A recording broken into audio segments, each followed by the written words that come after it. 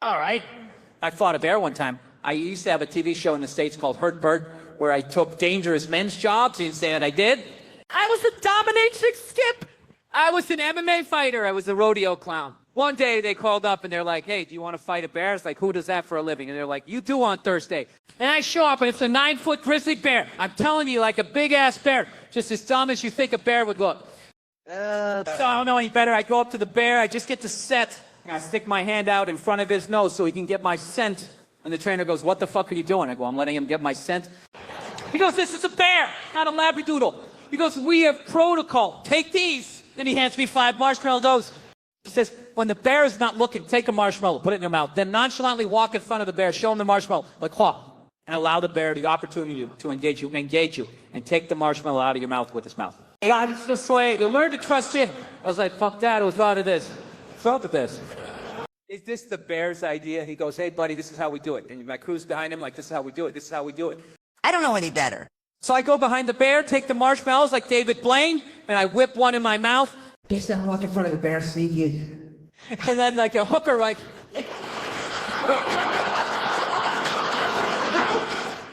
and then like a hooker, like... the bear out at the corner of his eye sees the marshmallow and loses his shit. And I'm going, that he rushes me. And with the grace of a frat boy trying to close the deal at 4 a.m., tongue kisses it out of my mouth, tongue in. Bears never brush their teeth.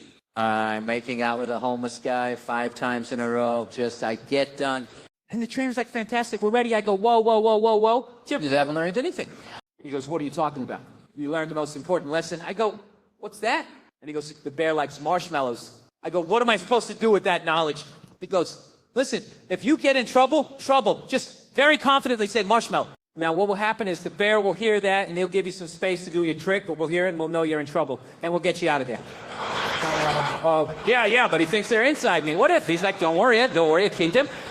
He goes, you'll be fine, let's go. And I swear to God, the bear is smiling. He's like, oh, bitch, I know how to get marshmallows around here. I gotta tap you out, dude. And he grabs me and he put me in a bear hug and locked down and just starts grinding on my ass. Now I'm looking at the crew, the trainer going, hey, marshmallow, fucking marshmallow, get me the fuck out of here. Marshmallow. The trainer looks scared and he jumps in front of me. He's like, go limp. I'm like, oh, please be talking to me right now.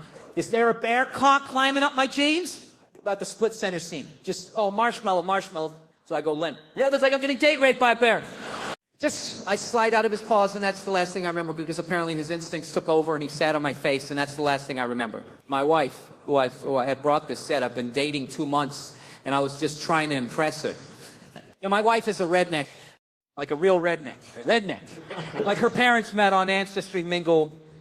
Like when she talks, you smell biscuits. Like she's not afraid of big animals, that she grew up around that shit. She just goes over, grabs a marshmallow, shoves it in her mouth, stands by my feet and goes, the bear that takes his balls out of my mouth goes over to her, takes a marshmallow to her mouth. They pull the bear to one side, her to the other, and they drag me under a tree. And that's where I woke up, in the lap of my producer, Tim Scott. And I woke up and I said, what happened? And he looked at me, he's like, well, he got raped and teabagged by a bear. You might want to get tested. He goes, but that chick, that Leanne chick, I think she saved your life. And my wife comes over at that exact moment and leans in, and her head blocks the sun. There's a halo from the Lord himself surrounding this woman's face as she leans in. And you're like, really fucking... That's my narrative. She leans in and goes, are you okay? And I look up, having just faced death at this woman's face with an aura around her head. And I knew at that very moment, I said I would have never done that for her. Thank you, guys. Have a great night. It's our last night of partying, everybody. Well, not you. You live here. But I got to go home and be a dad tomorrow. Yeah, everyone got the stomach flu, and I got to show up and be daddy on duty. And I've been partying for 2 days. I'm not ready for it. I'm not a good dad to begin with. I'm the kind of dad like, okay, yeah, the other day I farted in a McDonald's cup, and I put my hand on it, and I walked it over to my daughters. I was like, girls, you're never going to believe this, but I just caught a few. Now, there's a part of me who was like, is that the right thing to do? When I got him, you know, as a guy, when you fucking got him, they're like, oh my God, because they believe. I'm like, take a look, and they're like, I don't see it. And they start crying. But that's your job as a parent, really, is to explain to them why that's funny. I said, girls, I'm teaching you comedy. Those are the basic proof principle. Is a comedy misdirection followed by a surprise. You thought it was a fairy. You had hope in your eyes when you realized it was a fart. Then look, you made that. That look makes daddy happy. They didn't get it. You go inside. These bitches snitch on me. Say to my wife, they're like, daddy's making us eat farts. That's not what happened. That sounds weird. Like, we're behind the garage. I'm like, fucking take it. My wife explodes. Shouldn't you do that to a little girl? Well, let me tell you something. You want equality in the workplace? You take a fart to the face. That's how that works. Happened to every boy in here. Hey, you want to see what a dream smells like? Sure thing, Uncle Dave. Next morning, my daughters wake me up by the young one, the fucking lunatic straddling my throat. The big one's right next to her going, Daddy, wake up. We got a joke for you. I open my eyes, and the thumbsucker says, guess what's in my hand? Now I'm fucking panicking. I'm thinking, did she find our gun? How's this going to end? But it dawns on me, every guy knows what's in her hand. What's in her hand? A fart pom-pom. We've all done it. And if you haven't done it as a woman, try it next time. Take a look at that. Like, I'm almost proud as a parent that I taught her a joke. She's using back on me. I'm beaming with pride when I'm like, I don't know, baby, what's in your hand? She says, a punch in the mouth, bam. Oh, I did not see that coming. I don't know what look I made, but it must have been good because these two fell on the ground and started laughing their tits off them. And then they stopped because they realized I'm not laughing. They're like, whoa, it's a joke. I go, yeah, I got it. They're like, is it funny? You go, yeah, it will be when we do it to your mom. These two, their sense of humor is sick. And I say that knowing one morning, this is a while ago, this is when we lived in an apartment. They woke up at 5 in the morning because they're training to be fucking farmers or some shit. Either that or I'm a meth lab out of their closet, I don't know. I see them laughing hysterically on the baby monitor, like two homeless guys who just found a 22. So let's get haircuts. So I go downstairs. But this is what I see. Isla, my lunatic, the one that she's naked, which isn't weird, I know. You're like, oh, really? No, it's not that weird because I don't wear underwear. Apparently, I told her one time, you don't need to. I don't remember. I guess I told her sometimes you got to let your shit breathe. We only know that because that's what she told her preschool teacher on the swing set in a dress, just airing her shit. Bam. Raw dog in the class. Take a look at that. And the teacher's like, oh, my God, Olive, where are your panties? 4 years old. Sometimes you got to let your shit breathe. So he was naked. George is in a rocking chair laughing hysterically. And our dog is sitting at the end. I'm like, I don't fucking know. I go, guys, it's really early. What could possibly be this funny? Georgie gets out of the chair, goes, Daddy, you got to see Baby Ayla's new trick. It is hilarious. I said, what is it? She goes, I don't want to spoil it for you, Daddy. You got to see it, Ayla. Show Daddy. So Ella, my lunatic, my naked one, real quick, takes her finger and shoves it up her ass. Now, hold on. Don't fucking judge me. Don't you dare. It's 5 in the morning. Do you think I saw that coming? Do you think I could have been like, don't think you're an asshole? No. I don't know that the super nanny couldn't have stopped that. And it's already in there. I mean, I kind of want to see the second part of the trick. She takes it out and puts it in the dog's mouth. Now, hey, I wasn't a fan either. She's telling you. I saw it. I was like, what the fuck? What are you guys, Germans? Georgia gets in my face and goes, calm down. It's funny. I guess you just don't get it. I'm like, I'm a freaking comedian. What part of that trick's funny? Georgia, without even breaking a smile, she goes, we've been doing it all morning and Mona's never figured out his poop. All right, do it one more time. They do it again. The dog comes back. Oh, the finger. What's on the finger? I'm like, shut up. Do it again. An hour later, my wife woke up. I'm like, you got to see Baby Isla's new trick. She's like, what is it? I was like, I don't want to spoil it for you, Isla. Show Mommy and Isla just wham, wham. And Wife's like, what the is wrong with you? Like, give it an hour. I think it's funnier. Dog doesn't know if you guys have been awesome. Thank you. I don't even know how we got on this fucking topic. We're talking, oh, I know, on a story I was going to tell, but I think we're going to skip it. I like this. This feels like a storytelling room right now. Maybe I'll slow it. Are you guys leaving or coming or sitting? Are they just toll taps? Are you guys in trouble? That's not how funny you are. Hold on. We're going to tell. We'll tell a joke and you tell me if you like this one, because this is what it's, go after this, okay? How does someone become an abortion doctor? Is there really someone in med school thinking, well, I want to work with kids, but if you like that, come on in. If you didn't like it, I appreciate your sense of, so listen, I want to just say this real quick from my heart. I love this stuff. I love all the helium clubs, but the one in St. Louis is one of my favorites, and I want you to support great comedy. 3 of my really good friends are coming out, and I just want to tell you so you can write down your calendars. Ryan Cowan, come check him out. They've got flyers on the table. Tony Hinchcliffe himself. And my best friend is going through some stuff called today. It's been a really rough day. It's arthritis of the jaw. It's like real severe, and it's from his overeating. Apparently it's like a big competitive eater problem. And the doctors have said he eats so quickly in such copious amounts that they wired his jaw shut to stop him from himself. Really, Jesus, it's horrible. And he's stitching, so he can't work for like 2, and he's got to eat through a straw, and the type boots he eat are really hard to grind up, and he'll be here in July. He'll live in St. Louis, so do me a favor. It'll be the first time he gets his wires off. His name is Tom Segura. So let's just real quick. I love him to death, so let's make a toast to Thomas Segura. The only woman would settle for gay man would be like, no, thanks, let's go to the gym. But a woman's like, well, he probably won't cheat on me. Yeah, fat. I'm so fat. I fall in the shower. Has anyone in here ever fallen in the shower? A fat person. You're not even fat? Or is that just, I was just trying to wash my foot. Not like doing a trick or anything. And you, let me tell you something. Soon to be fat people. You don't ever want to fall with your girlfriend or your wife, yeah? They get mad at you like you did it on purpose. You're being a gentleman. Right in the corner, out of the water, in the cold part, on that little slopey part. She's in the water like Brooke Shields. You're trying to put in work. Get that foot washed, right? Oh, here we go. All of a sudden you go, and there's a split second where that voice in your head goes, don't worry, I got this covered.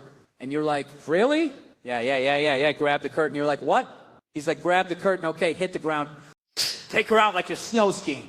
Shampoo bottle goes up your ass. Now, here's the interesting thing. She gets mad at you like you did it on purpose. What are you doing? Which you can't answer because you knocked the wind out of yourself. I can't understand you. What are you doing? I fell.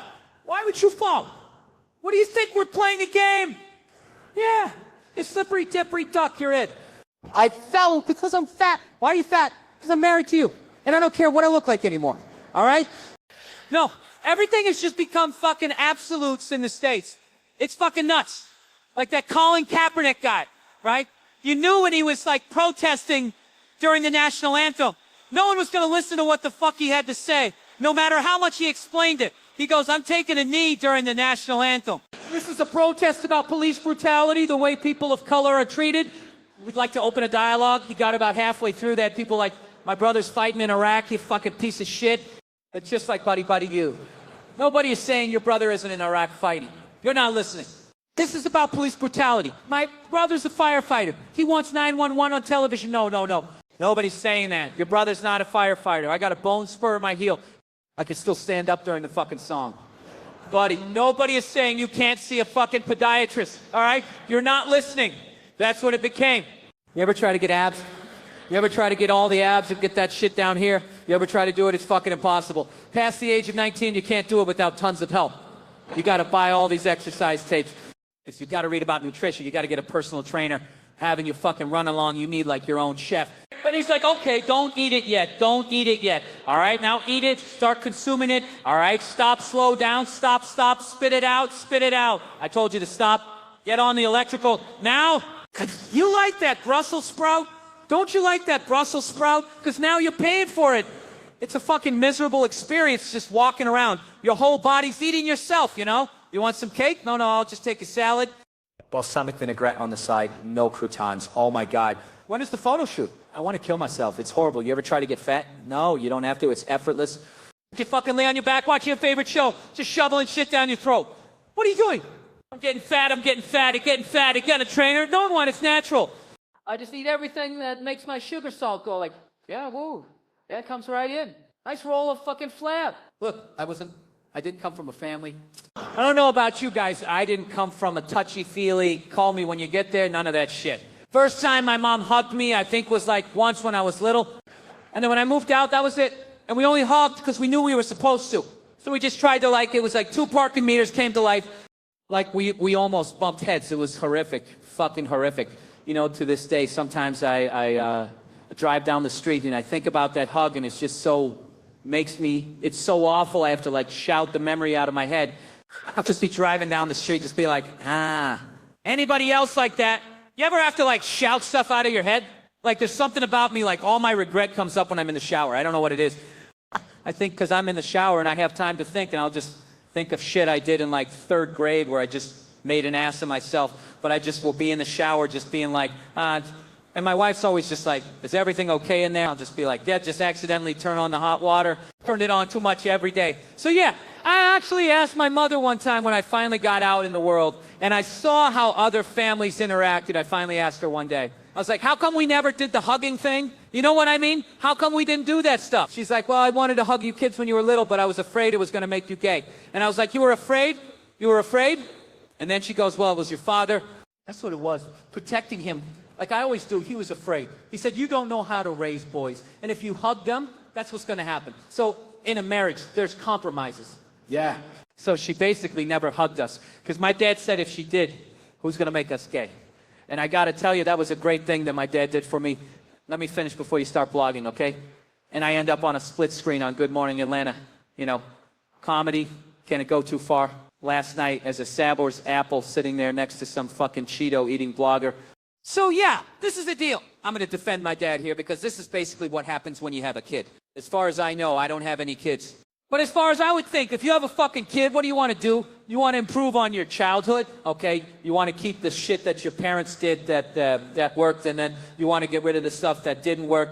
So that was my dad, fucked up as that was his improvement on his childhood that he never talks about, the way a veteran doesn't talk about going to war, you know? So I figured if that was his improvement on his childhood just must have been something like, don't change his shitty diaper, let him figure it out for himself. Get out the rain, you shitty baby. Hey, let me handle this lady. Why are you still standing here, you shit toddler? So he took it from that and knocked it down to don't hug him. It's gonna make him gay, right? And then maybe someday I ever have a kid, I'll whittle it down to like, hey, he's not taking drama class, all right? He's not taking drama class because I said so. Lady, let me handle it. I won't fix everything. Yeah, and that's not a homophobic thing either. That I wouldn't send my hypothetical son to drama class, okay? It isn't. I'd let my hypothetical daughter take a drama class. My son can't fucking do any of that shit unless I'm sending him to one of those fame high schools, you know, where everybody's doing it.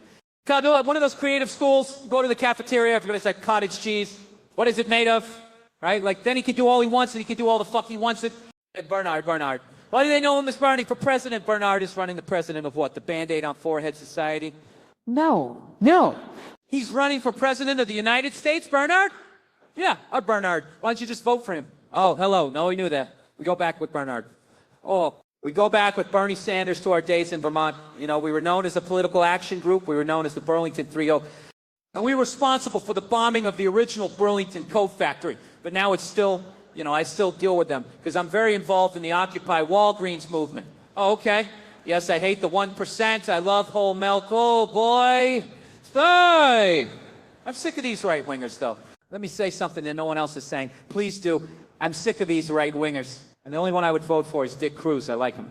Because his face looks like the whole movie. Dick Tracy pushed together. You were out there. You were so funny at the White. Thank you, guys. That's very kind. You were being humorous. And what I love the joke where you attacked Vin Trump, right? And then I remember, you know, you made fun of him. And then you got to him, you know, and then he waited 6 years. Yeah. And I was running for president, and he was just a McDonald's burp away from destroying the world. That was you, dude. That was you, man. Thank you. Yeah, you're like the guy that didn't buy Hitler's paintings. So he was like, okay, I'll try plan B, Dad. I was so excited. I was watching the Emmys, and you won the Emmy for this wonderful special that I was lucky enough to see at Radio City. How was that night? It was. I was totally surprised. It was amazing and extremely flattering, but I was just shocked to win. And I, you know, been before, and sometimes it's not fun. So I was sitting there like, why do we do this every year? Why do we come to this? And then they said my name, and I was like, oh, this is true love. I was very happy because it cut to you, and Dan Levy, who was a dear friend of yours, was your date for the night. My world's funniest comedian, Dan Levy, was my date for the next. I'm lucky enough to know him as well. It was really a genuine moment of friendship from Dan when you won. And there he is, next to you. Oh, yes. There's also our friend Michelle Wolf, who's genuinely happy for you. Look at Dan and I. That is like the typical like Catholic and Jew hearing good news. I'm like, wow. And I'm like, okay, don't get too proud. I saw this story down in Orange County, right down in Orange County, California. This guy gave helicopter tours for 30 years without incident. Hands the business off to his son. The American dream. I built it up for 30 years. See you both, son. Make the family and the family name proud. All right, Dad. I love you, right? 4 kids, 5 days in. He's supposed to give a tour to a couple. Only the dude shows up. The kid thought it was weird, but he's like, I need the money. I got to give him a tour, right? So he takes this guy up. 10 minutes into the tour, the dude jumped out. 5 days in. 5 days in from the balloons and the cake. We love you, son. Keep the family tree going. The traditional life. 5 days later, this kid, he probably barely had the speech down, just sitting there flying the helicopter. All right, if you look out the left side of the aircraft, that's Orange County. There's over 27 miles of beaches. Put your seatbelt back on. 27 miles of beaches was established as a county in 1903. Sir, please don't open the door, sir. What are you doing? Sir, no, don't stop. No. What the fuck? Oh, my God. What the fuck? Air traffic control, I don't know who's on this frequency, but you really need some kind of helicopter 5 days in. So I read further into the story. Turns out the guy who jumped out, he was 61 years old, terminally ill. He was in pain every day. They couldn't figure out what was wrong with him, and he had enough at that point. That guy immediately became a hero. And in my world, right? You know what I love about him? Not only did he make the decision, he didn't go out like some pussy, right? Handful of pills, watching a romantic comedy, wrapped in an Afghan, an anime. Fuck, that guy went out like a man. Take me up in a chopper, I'm looking at the land I love, and then I'm jumping out like a superhero. I loved it. This guy should have been wearing a fucking cape.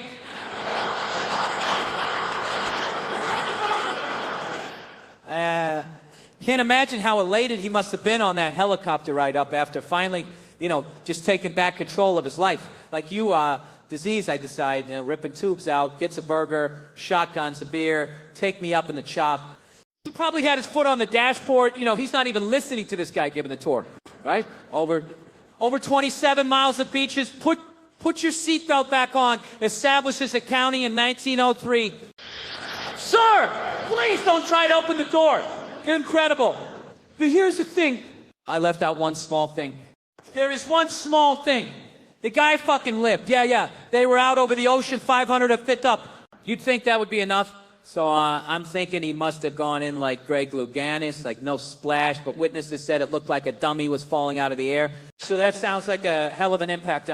I think he accidentally did the most epic 500-foot belly flop in the history of jumping out of a helicopter, but that didn't change what he was trying to do, where his heart was.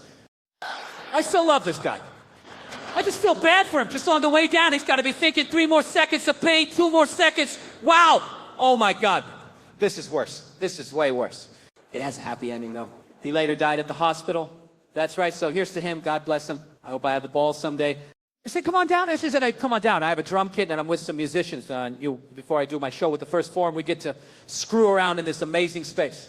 So I came down, and you said, bring your guitar, and we had a blast. You're a great drummer. It was really fun. Oh, yeah, thank you. That was great. That was really fun, comedian. But we had Dean Del Rey, Michael Devin. I'm trying to remember the people. We had a mix of comedians, yeah. Failed musician comedians, and then like real deal guys like Michael plays with. Everybody played in like Whitesnake and all that stuff before all this crap happened. You could play everything. Yeah, it was great. Yeah. So there's a clip. I wish if I could find it on one of my phones. Van Halen ain't talking about love, and there was some guy had like the Van Halen like tribute guitar, and he was crushing the solo. You came down, would you play Van Morrison? It was such a great time. I think I played Van Morrison. Yeah, we ended up playing for like it felt like 3 hours, and I had such a good time. And then when I stood up, I had no energy left, and I was like, oh my God, did I just blow it? So you got to do the show. I had to do the show. But fortunately, the fear of screwing that up becomes like adrenaline. Yes. And I was able to go out there and, I forget what that sounds like, even having like a crowd. So, right? We'll get back to it. Yeah, hopefully we'll get back to it. Yeah. All right, let me make sure I get this. All right? You can see Bill in theaters across the country this summer and fall on Bill Burr, the tour. For full tour dates, visit billburr.com, and The Mandalorian, of course. Available on Disney+. Massive conglomerate. No one here is getting that money. Bill Burr, that was great. Thank you. Bill, you even said that you're a lifelong Red Sox fan, that you were disappointed that you're a little disappointed that the Red Sox, but you're not unhappy that they're losing now. No, I'm sorry. I mean, who says that? Burn off. Burn off all the bandwagon, okay? All those people with the pink Red Sox hats singing that stupid song in the 7th inning. Sweet Caroline, yeah, bum, bum, bum. Your girl's got her head on your shoulder like you're at a romantic comedy. It's what they got. They got like a mascot now. They got a mascot.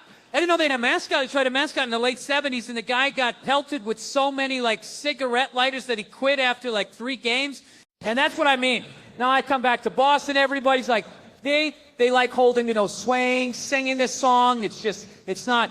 The Patriots have like a lighthouse at their stadium now. It's just not the city I left. So you're bitter that they had that success? Were you happy that they won No, I like that they won. I'd like them to continue winning, but I don't think we have to sing campfire songs in like the 7th inning, okay? I don't like mascots. I don't like those songs. And Steve Jobs, I think, was a little overrated. Nice take. Thanks, you love it, you love it. You love going against the grain. It's fantastic. I like annoying people. Okay, on that subject then, did you watch the conventions, Republican convention, Democratic convention? No. I think if you watch those, you're an idiot. I don't understand why you would sit there wasting your time. They all say the same thing. They're all like, over the last 4 years, everything good that happened was because of us, and we would have done more good stuff if it wasn't for those guys. And then the Democrats go, oh, we did all the good stuff, like you're all working for the same guy. They've been on both horses, and then it just kind of goes, it's not for you, right? You vote for that guy that says, like, there's a meteor headed right towards the planet. Watch the guy you vote for, you go with the psycho. Because there's no way there's any corporate money behind that guy, right? That guy is going to come on TV. It's going to come on TV, like, reading files from the Pentagon. Like, you know what else they're doing? Like, just freaking people out.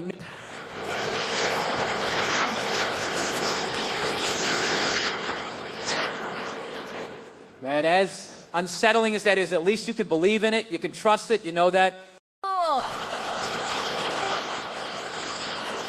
No corporations behind them. They're not getting any money on the side. Because I think both the Democrats, Republicans, they just say the same thing. They just say those applause breaks. I think it's time to get this country back to work, and some guy with like a Tennessee sign jumping up and down like he's part of it, right? We're all gonna get replaced by like robots. That's what I think. Like eventually, you think we're all gonna be replaced by robots? Yeah. What's the kid of your research? I think that's the event. You know what is Conan? I don't have any kids. And if you go too long, you get a little crazy, you become like that black dude and not Predator. Remember that guy? Like I see it over there in them trees.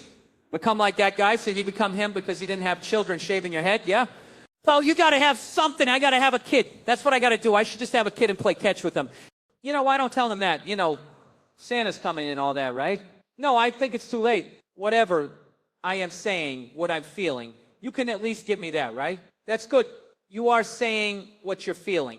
I want to make sure I mention this. Bill's new special, You People Are All the Same, will be available online October 1st at billburr.com. That's right. And I'm hoping people are going to actually download it and pay for it. I am hoping it's a big risk now. That could become like a $140,000 business card. That's gonna basically be like, and if you're gonna steal it, can you just be honest and just say I stole it? Can you just do that? Don't be like, we're not stealing it. We're sharing it, man. No, you're stealing it. All right. I hate to tell you this. Lars was right. He was right. It's stealing. Okay. I did too. Lars from Metallica? Yeah. Okay. The other Lars, I don't know. There might be another Lars. I'm just trying a monster movie. Lars, turn the switch. Kevin, what you've achieved in your career is not even scratching the surface of who you are. You are very, not only deserving of this award, but people don't understand what you've done to the business. Do you know how many tickets you've sold since you started doing concerts? I called and checked. I know 500 million. 500 million people watch this man. Stand in front of him and make them laugh. Kevin is one of the greatest comedians I've ever seen. Kevin is one of the greatest men that I've ever known. Hello, Jerry. You bring joy to our environment. People don't know all the things that comedians go through and how difficult, how heavy it is to wear the crown. But man, I swear to God, you do it with so much grace, so much kindness, man. I know every story of all the comedians that you help out. I know how you go back to Philadelphia and support your neighborhood. And I know that inside you feel awful sometimes. But I've never seen it on your face, and I've never felt it in your presence. And I am honored to know somebody like you. I really wish you would have come when I won this award. I have an idea of what I want to talk about basically in my phone. And what I'll do is I go on and I talk about the stuff. I try my best to avoid long conversations. This is my kind of stuff. I will avoid going to certain locations. I know a long talker is in that venue. Is Pete there? I'm sorry. I'm not going to go like, you're talking to a long talker, or at least when they say, let me talk to you real quick. No one says, let me talk to you real slow. For some reason, long talkers, they always need to rest something, whether it's their hands and their knees. As soon as I say long story short, you're in trouble. Me and Eddie Murphy talked. I'm like, Eddie, you're a large reason why I'm doing stand-up comedy. That's never a white guy. But be that as it may, what if I said Dice was the reason I started? Because of Dice, what if I'm talking to him and I'm like, why don't you want to do it? Because we're talking and Eddie's still funny, we want to see it. We want to see you, man, I want to see. And what he said was, it's like cold water, because what I left from is very hard to beat. The expectations are so high, and that's what makes the water cold. When you see a great comedian with a bunch of great stuff, you're going, wow, I can't believe this guy crosses that far on his belly. Because, that's the only way he got there. I've had my lumps in the beginning. I've had lumps, Jerry, age 22, 24. I got a deal for $25,000. I just made it. I'm rich. This is a real conversation I had with my brother. All right, first things first, I'm going to get you and Mom a house. I'm going to go ahead get Dad squared that away. So there's 3 houses. Let's knock that out. Cars, who want what?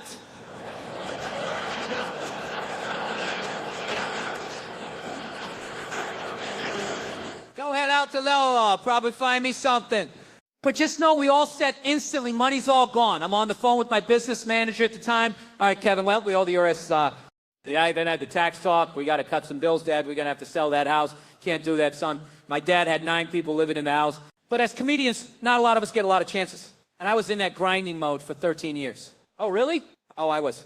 I mean, Jerry, I've been doing comedy since I was 18. I'm 35. My last 4 to 5 years have been an upswing. You ever see that musical Little Shop of Horrors? Yeah.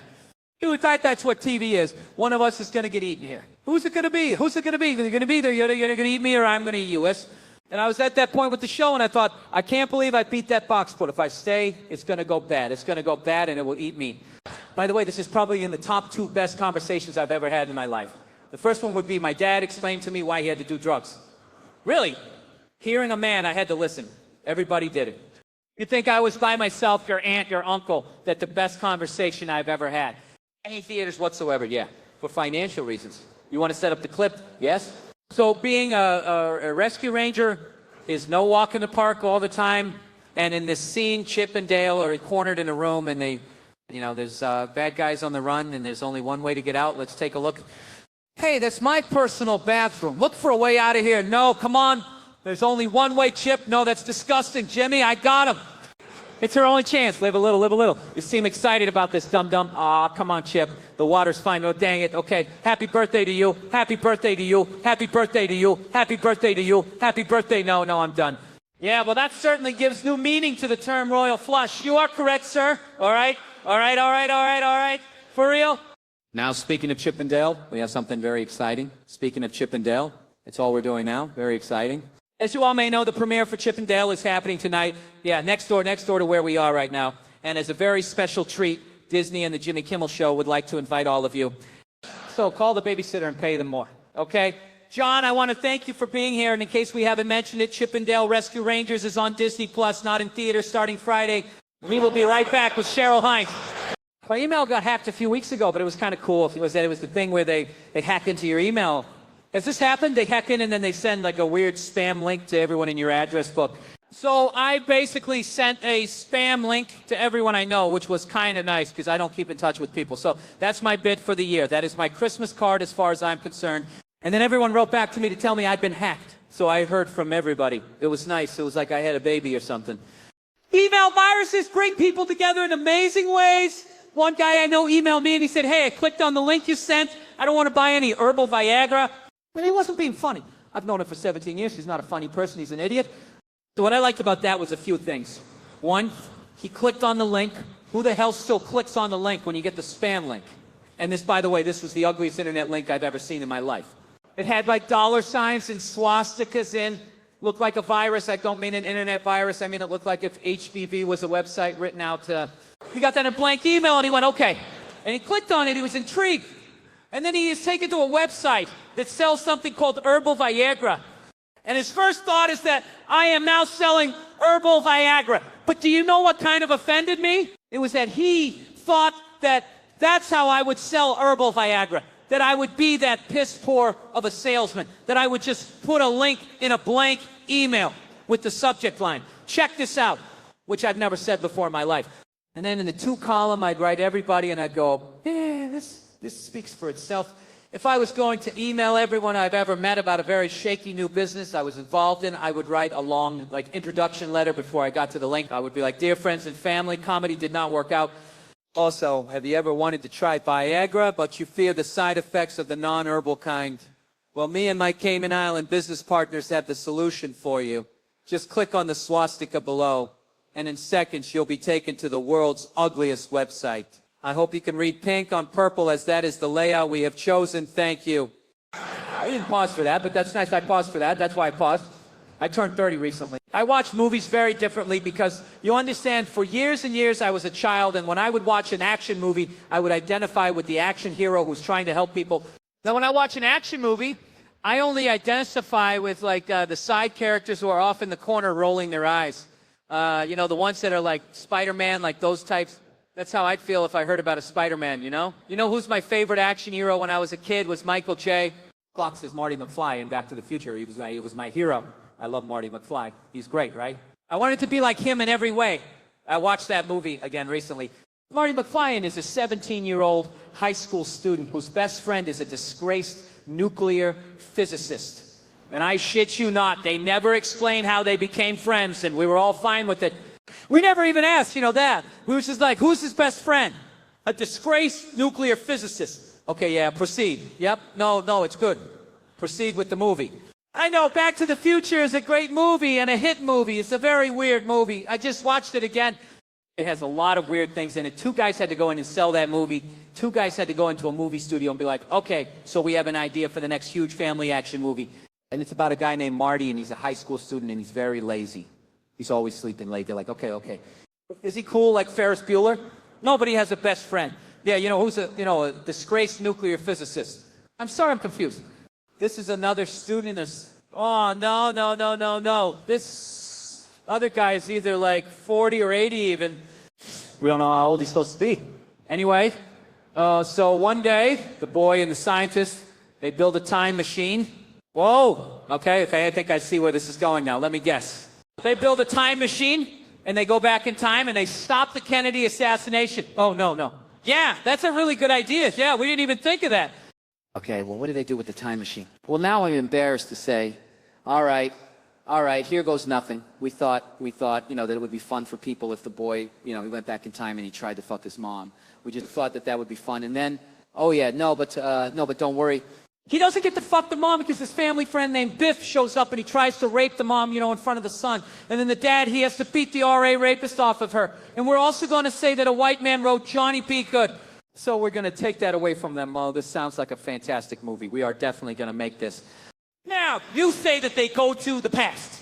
Do you want to call it Back to the Past? No, Back to the Future, right? But they go to the past. Yeah. And there weren't special things for kids the way they are now. Like, we would just go see movies. Any movie, like Back to the Future, that was a movie like everyone could see. Kids could kind of see it. Great movie, right? I rewatched it recently. It's a very weird movie. Marty McFly is a 17-year-old high school student whose best friend is a disgraced nuclear physicist.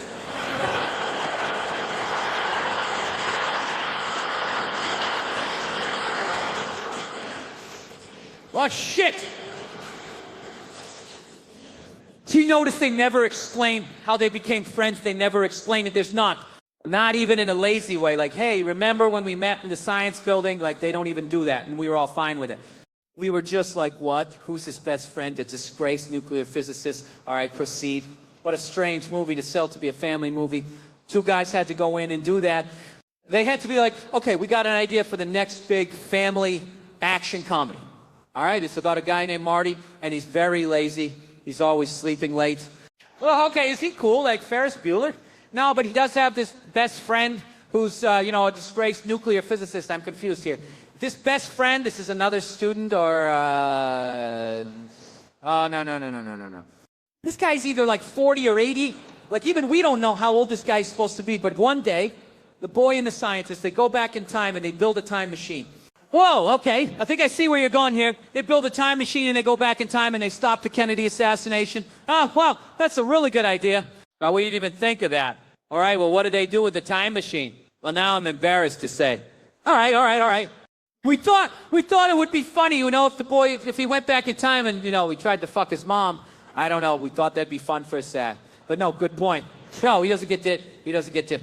But because this family friend named Biff, he comes in and he tries to rape the mom in front of the son. The dad's got to beat the rapist off of her. And also, we're going to imply that a white man wrote Johnny Be Good. So we're going to take that away from him. Well, this is the best movie idea I have ever heard in my life. We're going to make 3 of them. Yeah, you say they go to the past? How about we call it Back to the Past? No, Back to the Future. Right, but they go to the past, yo. Have you ever received any nicknames based on your height? One of my nicknames was I can't believe it's that big. That's what they call me. See that smoke? There it is. What are you doing? I'm pulling this out. Words? I never said. No, not. It's got to be harder than that. What the hell was that? That was a dodgy nose, Pop. Best thing about good clothes, my piece of advice for anybody that's short, is that it's okay. There's nothing that comes with being tall outside of a conversation. There's nothing that comes with being tall. Nothing. There's no There's nothing that comes with no advantage at all. Tall people are stupid. We rock, little guys, little women rock. We rock. Kevin, oh man, thank you, thank you, man. That's crazy, but appreciate it. That is crazy. If you did that annoying on set, it's just as easy. He's an on. What's his most annoying? What is the onset right there? That's it, just my face. Do you guys have any party tricks or anything? Oh, we have many. Okay, come on then. Well, first, can you... Wait a second. What's mine? I can tie. TJ can tie his balls in a knife. You know, older guys have long balls, so he can tie his balls, and without using my hands, I shake my hips. What's the nicest thing you've done this year? Gotta think. Or naughtiest. Well, I mean, on my honeymoon, Santa. Hey, come on. No, that's enough. That's too much. I don't like your bad breath, okay? I do not like it, because you have. Fine, you dress clean, fresh, everything is cool. And when you talk, it's like, yeah, what the Kevin? Your breath isn't actually that bad, thank you. Because I'm glad you said it's actually not that bad. Well, when you said it, I tasted it. And I'm not going to lie, I said this might be an issue. The reason why I snore. That makes it worse, though.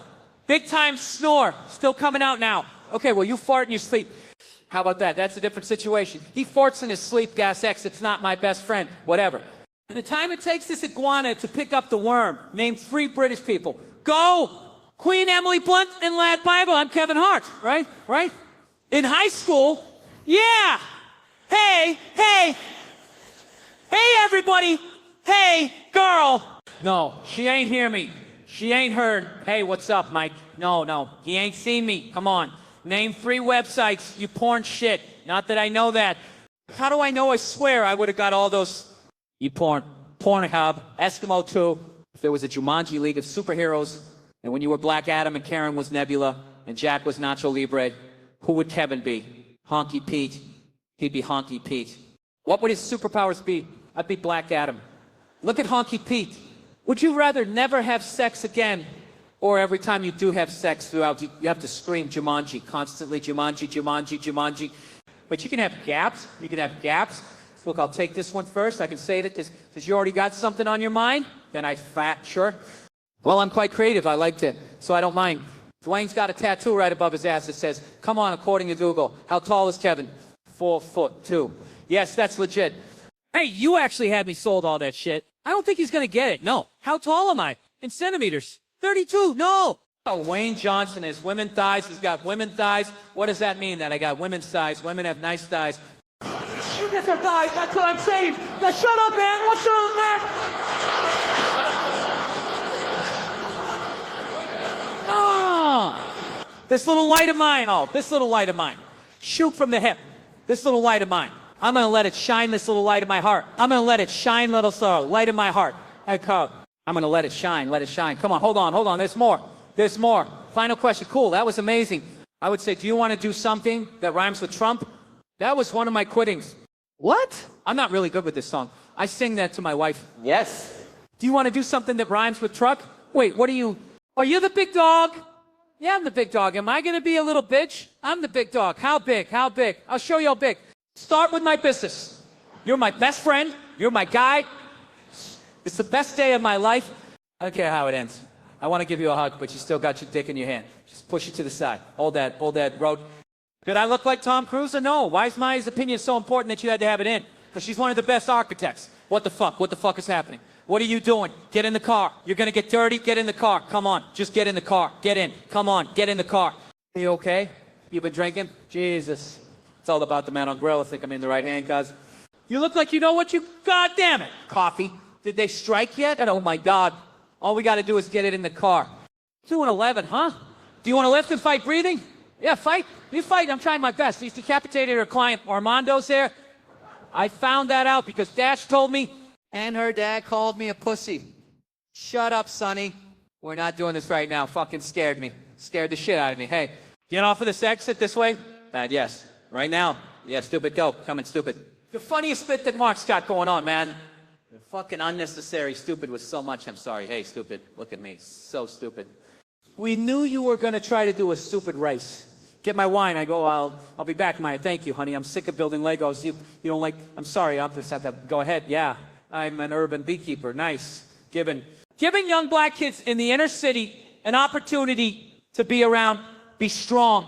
Sonny put out an album. It's fantastic. Hearing him sing it will absolutely change your life. But if I could just take maybe this weekend, I could do. But we're never going to survive. Unless I said, I'm going to take us home. Let me, Donnie. What up, Donnie? Sonny? It's Dory. Like Dorito, without the O's. All right, I think we got it. I think we got the scene. Let's all go home. Finally, goddamn, by my Sam. Hard way, because whatever. That means that every fucking shithead out there is going to put money on the Panthers, which means the line will keep going up because Vegas has won again. Is going to want to get money on both sides of the ball. Thank you, Bill. Like, we didn't know that, so fuck you. I'll talk to you guys on Thursday. Go fuck yourselves. And don't fuck anybody you work with. You know, we are when we welcome a guy like this onto the show. Welcome Ohio native comedian Tom Segura, folks. So, okay, before we get into this, shout out to everybody all over the world doing their thing and stuff like that. Shout out to Daniats, XVLB. You know what I'm saying? Got it. So, okay, this guy, I didn't want to know anything about him before he came on. I thought there's a lot of mystery behind these sunglasses. I started asking him some questions like, you know what? I'm just going to stop. So this is one big surprise coming up here. So I first want to welcome you, tell you I think you have the coolest style of any comedian that has come on the show. Appreciate you. I appreciate you. Thank you very much. This is your look. Normally, this is how I roll. Yeah. Coming from Ohio, being from Cincinnati. Like, where do you kind of get your inspiration? I guess from your clothes, you know, from the streets mostly. You know, I travel a lot. I'm a SoCal guy now. I just picked it up from, you know, fights, fighting people, you know, beefing. Like, I got this, you know, I don't know, beef. Well, I heard you had some beef with Crazy Lokes. Is it yet? Yeah, it's funny you mentioned Lokes. So he's this rapper from San Jose that has been, you know, challenging me on YouTube wanting to fight. And, you know, he, like, physically fight. Yeah, he wants to step in the ring, and he's been working out, like, Target and a Walmart training and stuff. And, you know, I just want him to know that I've been in Home Depot and Staples, and I've been throwing around, like, 2x4s, and I'm just ready to get down. I just want him... You know, and saying I want him to know, you feel me? Don't talk about, you know, and saying that I'm ready to do this. So whenever he wants to step in the ring, we can get down. All right, well, that's his challenge there. We just put that out there for the world. I want the whole world to know that. Just reach out to Crazy Lokes and we can do this whenever he wants to do it. Okay, well, I don't want to mess with you. Do you do this with other comedians too? Do you get into these? I mean, if they want to feel these hands, yeah, they can let me know and I'll let them know right back. You know, I try to keep it, you know, pretty easy. Most of the time, if I'm DJing or if I'm you DJ as well, yeah, I'll be DJing this weekend here. I'm going to tweet out the location for a pop-up show. It's all about bit snips. I'll be after the stand-up. I'll be doing some sets. Oh, so you do it all? Oh, yeah. What else do you do that I'm not aware of? Gymnastics, I do that. I mean, I hear you laughing, but I'm actually pretty damn good at it. Really? Yeah. I mean, I could do... If I wanted to, I could do 6 flips right here, right now. Yeah. Bam, bam, bam, bam, bam, bam. If we didn't have these cameras right here, I would challenge you. And I want to pay that. You don't want to pay the cost effect. So gymnast as well, gymnast. I'm an animal trainer. I train dogs. I can train. I'm actually one of the few guys that can train cats, too. So a lot of people, what's the coolest thing you've trained a cat to do? Probably answer a phone. Not like Mr. Jinx with the flush in the toilet. Did they know how to do that, too? I trained a cat. If he hears a phone ring, flush the toilet. Yeah. He can hit the speakerphone button. I like this guy.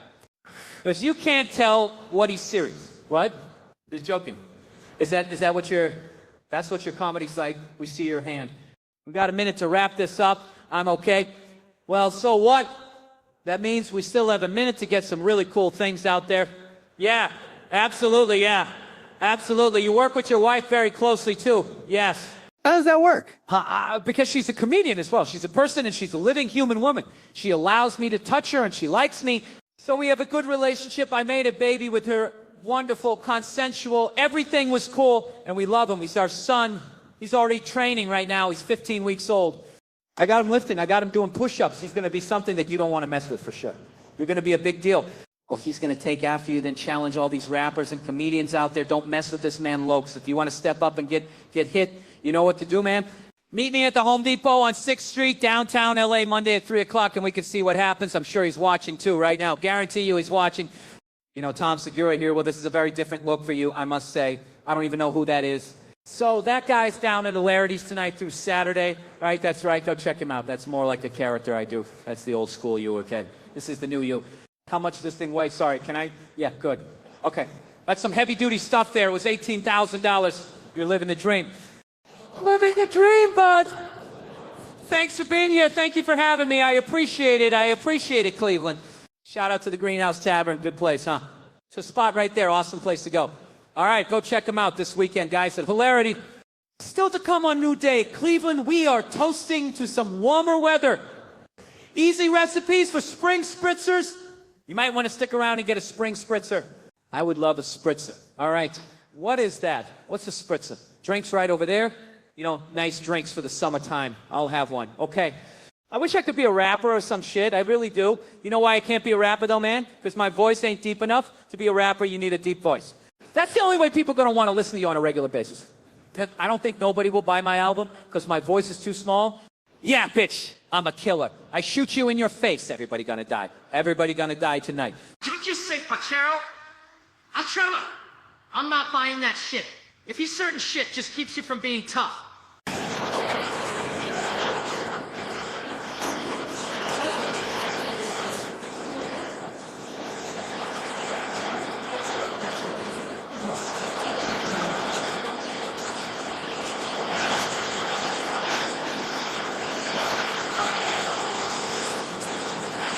Because ain't nothing tough about this. It don't matter what you say. Ain't nobody going to take you serious if you swing your feet. It don't matter. I will kill everybody in this tonight. Playing with you? Oh, y'all think it's a game? Nah, I'm sick of it. I'm sick of the way people treat me around here. Would you talk to a guy who swung his feet if you had a club and I tried to talk to you? Come here, baby. Let me holler at you for a second. You girl.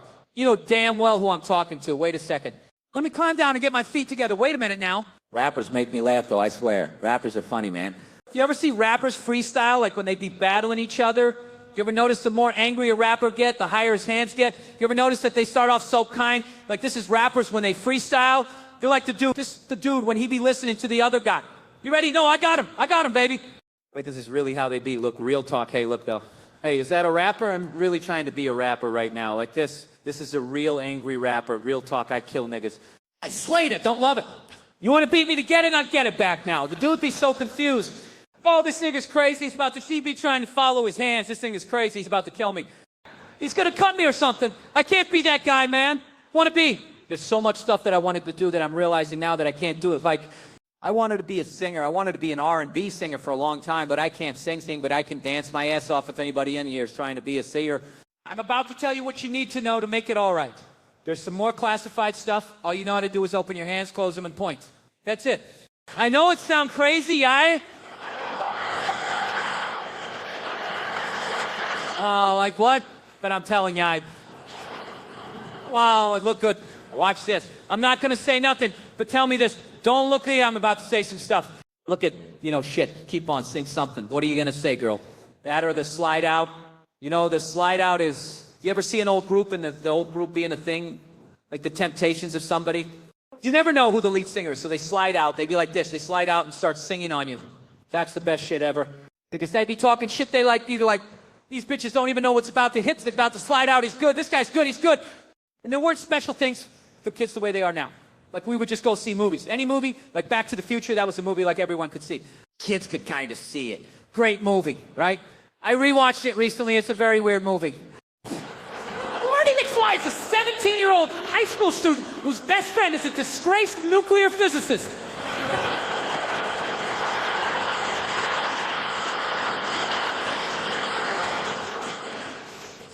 Oh, shit!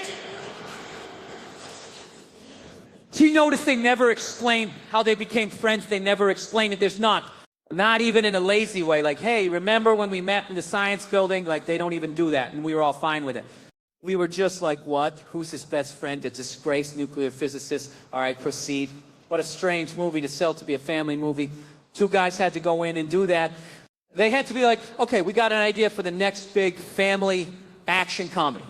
All right, it's about a guy named Marty, and he's very lazy. He's always sleeping late. Well, okay, is he cool, like Ferris Bueller?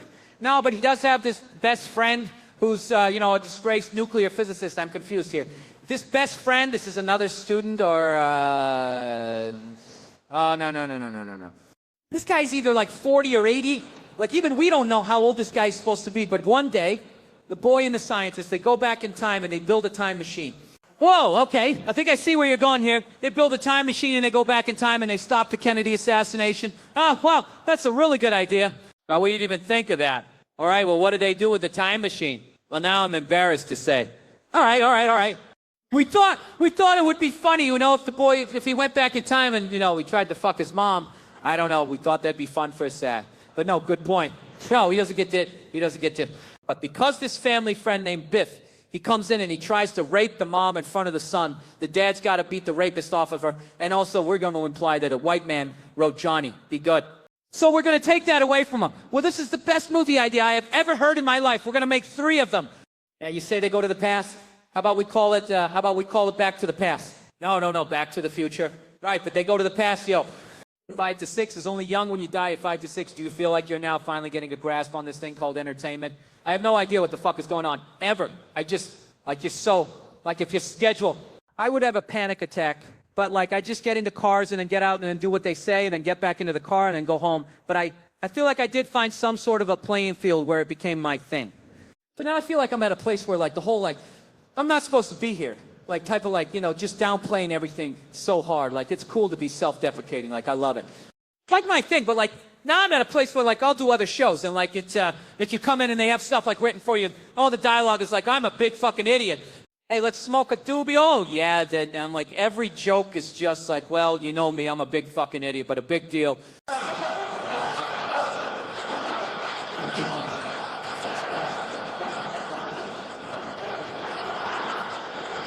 Fucking Entourage, dude, this would be great for my career. I gotta get this. My manager calls me, hey, they got a part. This part's gonna run over about 3 episodes. They want to see you. What? I'm trying to remember which part. They want to see me. I don't want to say no other names. Because I don't want to hurt you, man. That'll be where I go. Oh, my God. I go read. Sheila, Jeffy, she fucked up. I go read for Sheila. She fucked up. Oh, my God, Sheila. And I come back. Oh, I got to call back. They called me back. I called my manager, Dave. They want me to come back. Oh, my God, that's a callback. That's good, dude. You got this. You're fucking right. I got it. I'm getting big. I'm fucking confident. I walk in the room. Bow Wow's in the room. Oh, I knew it was that part. I didn't want to say it because I don't know if I'm calling you or not. The fuck is Bow Wow doing here? Right? I'll never forget it. I walk in the room. Bow Wow, head on, a big jersey and a do-rag. What the fuck is Bow Wow doing here? This part, I don't know. You had to wear a jersey. Nobody told me to wear a jersey. I got on a regular T-shirt. I got a regular T-shirt. God, I wish I was the fucking part is the fun part. This guy's loud. He's got a little bravado to him. Yeah, he's got a script. He's got a thing going. Are you ready for what I'm about to tell you? Yeah, I remember going in. I killed. I leave, right? All right, man. See, I don't know Bow Wow at the time. All right, see you guys later. I'm walking out. I'm probably on the 3rd step walking out. Bow Wow walks in the room. And here, hey, fuck is going on in there? Is he reading? I stay on the step for a second. They're dying. They're going through the roof. You know what the fuck is happening in there? He was reading with Kevin. He was reading what's happening there with Dylan. Oh, Kevin Conley, yes. He was reading with Kevin Conley's manager. All right, well, I don't get a call back, and I keep calling, and I just remember watching Entourage and seeing Bow Wow do the scene, and I was I lost the part to fucking Bow Wow. How big is your team? It's about 20 people. I asked you that question because I was going to say from your immediate team. Those are people that really know well. How many people do you have? Immediate team. Yeah, your immediate team, 12. Yeah, okay, that's about right. No, 20 or 12 is a big number. That's the difference. It's a big difference. But you're a little younger than I am. I'm 42. Yeah, what do you sue? I'm not going to tell you. It's on Wikipedia. So are you serious? Yeah. How old? I'm also 42, Kevin. I need a white version. You need a white version? I need a white version. Well, Kevin, so as it turns out, I'm also 42. How old? How old? Are you kidding me? 50, huh? No, I'm not 50 yet. I didn't stop. What are you talking about? I thought you were going to say something crazy. Yeah. All right, you're 45. I'm in my mid-40s, 45. There you go. Sure. Let's go 5. And you've had 21 years of your life of successful TV. What? Of successful TV? Yes. Yeah. Yeah. Look how you breathe with that. You sound. Eager to you. Love you, buddy. I love you too. I love you today. Love you too. Tomorrow. Off yourself. Now, over here. This is a very special gift they left me. It is an edible chocolate poster of myself and Kevin Hart. Here's the thing. You eat this part up here. This dude, good for your tummy. This part right here gives you gas. Yay. Stare into my soul and I'll stare into yours. Come in. You are not my wife. Okay. Oh, that's it.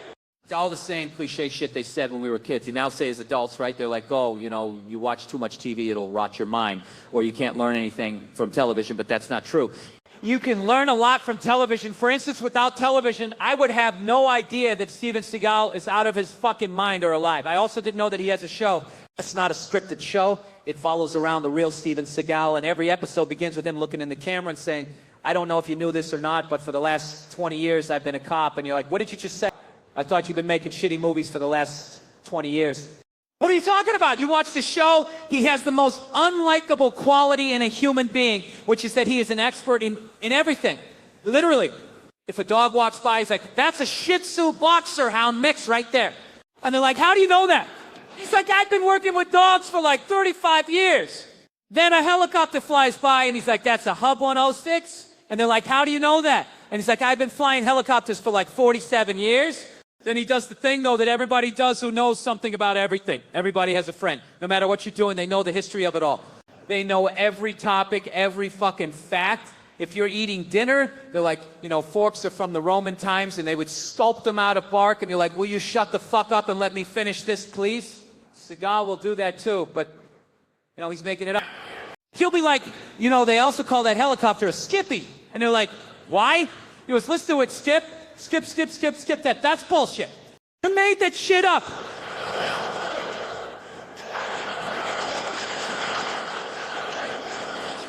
It just blows my mind, and it really does. That everybody in this room, everybody has this real world possibility in their lives, all of us. We could go tonight if we wanted to. Tonight you could go to Louisiana. You could start a fight in a bar. And there is a real world possibility that Steven Seagal will arrest you. Isn't that ends to you? I've lost sleep over this shit. I mean, that's crazy. That's literally like if you leave here and you roll through a stop sign and then Sylvester Stallone is like, hey, roll it down. And you're like, get the out of here. You work here, that's my passion. Yeah. We say Adrian or something? Nah, it's nuts. You have to watch this show. He panders to every group according to race, knowing full well there's a camera crew following him around. He doesn't give a if you're white. He's like, how's it going? All right? And then the black people, he's like, what's up, vets? They're like, hey, what's up? I'm holding you down, so holla if you need some, okay? And then to all Latino Spanish-speaking people, he insists on speaking horrifically broken Spanish, even if they start the conversation in English. If they're like, hey, yeah, I called 911. Thank you for coming. The thing is, he's like, hola mucho queso. I think my English is way better than your Spanish, man. He's just like, no, gracias. And then to all Asian people, he bows regardless of where he meets them. If you're Asian and you cross Steven Seagal's path, he's like, yeah. And you sit and they go, hey, I was born here. You dick, like, you don't have to do that. And he's like, sorry, I've been doing martial arts for like 85 years. He trains other cops hand-to-hand combat. I think that's infuriating for those cops. It's not like we're hanging out. We're like, hey, man, do you want to do a couple shots and then go down the street? Steven Seagal is teaching people how to throw punches. And we're like, okay, no, you're a cop and you show up at work and they're like, we're going to go over hand-to-hand combat today so you can protect yourself if you're in a really dangerous situation. You're like, oh, cool. Who'd you bring in to teach us, like some Navy SEALs or Green Berets? And they go, no, we brought in Steven Seagal. And you're like, are we shooting a fucking movie this week or something? Okay, I'll pass. If that's ridiculous, I don't want to be a part of that. That's literally like if you were like at NASA and they're like, all right, future astronauts, we're going to go over space exploration. And to get us started, why don't you welcome Captain Kirk? Come on out, man. And you're like, is he qualified to do this? And they're like, oh, you've seen him do all that shit. Yeah, he knows what he's talking about, man. He's been up. They show him teaching people how to fight. It's horrible. He's bloated now. He doesn't have the same range of motion. He's like, everybody line up. If somebody throws a punch, you could block it like that. And then you could kick him in the throat like that. Are you kicking a child in the throat right now? Some people throws it down there. I like Havarti cheese the most. What's your favorite? I had catastrophic diarrhea this morning, and I just found out that not everybody does. Here's how I found out. My wife and I moved to a new place. In the new place, the living room couch is closer to that bathroom than it was in the old place. The second day we're there, I go in there, I do my thing. When I walk out, my wife is no longer sitting on the couch. She's now standing holding car keys. And she goes, do you need to go to the hospital? I go, for what? She goes, for what just happened in there? And I go, what just happened in there? She goes, is that normal for you? I was like, I don't remember what happened. So I guess so. She goes, Jesus, how often do you shit like that? And I was like, every day. She goes, oh my God, is there blood in there? There could be, I don't know. I just go blap and I hit flush. She goes, you don't look at it? And I go, where am I supposed to look? It's everywhere. You want me to look at each individual piece? No. I paint the bowl and then I wash it away. That's how I found out at 34 years old that not everybody has diarrhea every day. I feel like, you know, wives have to get in one last jab too. Because first of all, this wasn't even an argument. This was a conversation. And she won the conversation, okay? She did. So, guys,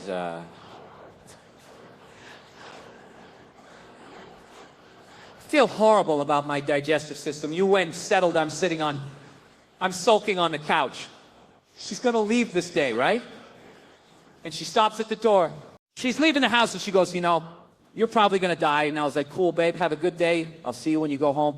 I actually want to tell a true story about the first day that I met Kevin Hart, because I think it's very telling about his personality. I'm a rapper and I was booked to perform in Las Vegas at one of those super trashy daytime generic Las Vegas pool parties. That's where Kevin Hart decided to have his actual bachelor party. I think he just likes being around those lowest common denominator type of people that love all his movies and stuff. I think he just likes that vibe. I don't know why he was there anyways. I hadn't even met him yet. I was on stage rapping, you know, really in the zone. I heard the crowd roar. All of a sudden, I assumed it must have been because I had done something cool. But I turned right and no, it was actually because Kevin Hart jumped on stage, microphone in hand, and actually performed with me for the entire duration of the rest of the show. Which, look, I grew up in Philadelphia idolizing this man. So it was a total dream come true to have this guy materialize out of thin air and meet him right there on the stage. Very cool moment in my life. As years went by, I took a step back and really analyzed what actually occurred that day. The audacity of a man, having never met the performer, to just assume that everyone wants him to just jump on stage and interact. It's totally ridiculous. The way to carry yourself and live life. I don't know how he does these things or gets away with it, but he does. And it's incredible, Sal. A national family that gets dressed up in costumes, but also, do you somehow kind of want the monarchy to survive? And is that why I like The Crown on Netflix? Because it's a throwback to a time when that I did live through, but I was a baby or I was a little kid. The Crown shows how miserable life can be as a monarch. That's true. And so in that light, I can see why Harry and Meghan left. So I guess it's not weird. It's of note, I guess, but it's understandable. And there is some press coverage of it. Yeah, but not as much as the presidential election or the worldwide pandemic. Yeah, I don't mind.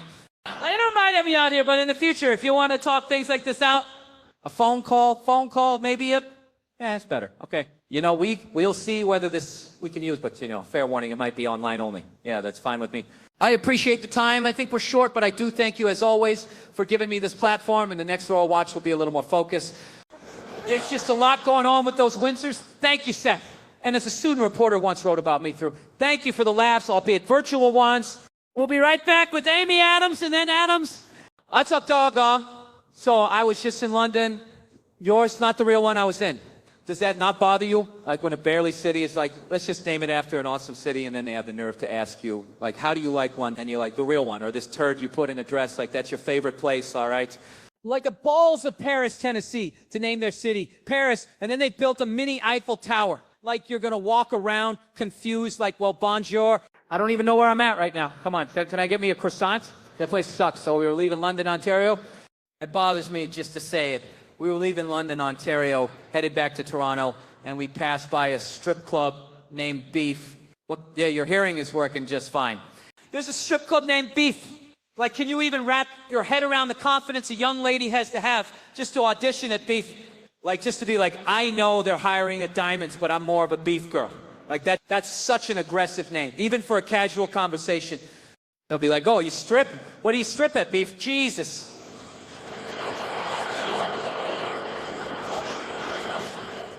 What goes on there? Pretty intense shit, actually. We recommend you start your night at a different strip club and graduate to Beef. You don't want to start here, we'll wreck your life. I'd be like, all right, I believe you. Is this not registering to you? Beef is the name of the strip club. Christ, Fart is a better name for a strip club. If somebody was like, you want to go to strip club? It's called Fart.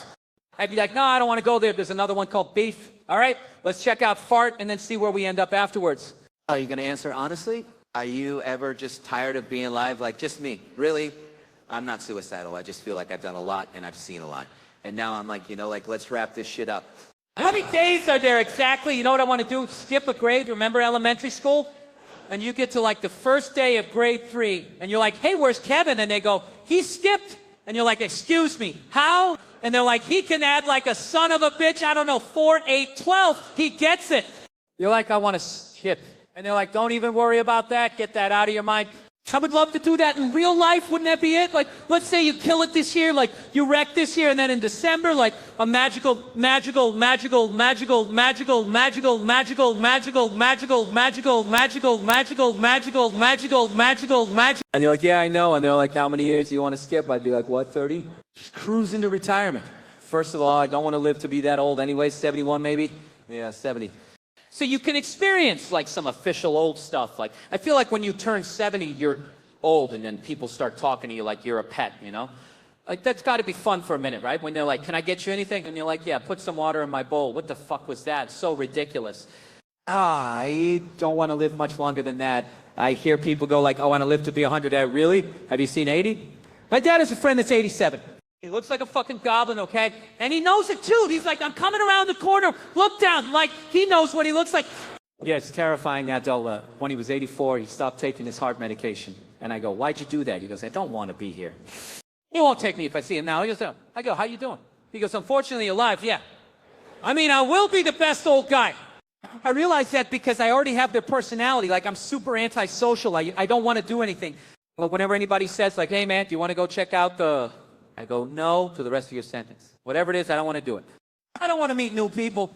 Not one more, as long as I live for the rest of my life. Yeah, I'm all set. That's the same as old people. You can try it. Boom, be like, hey, Grandpa, I want you to meet Steve.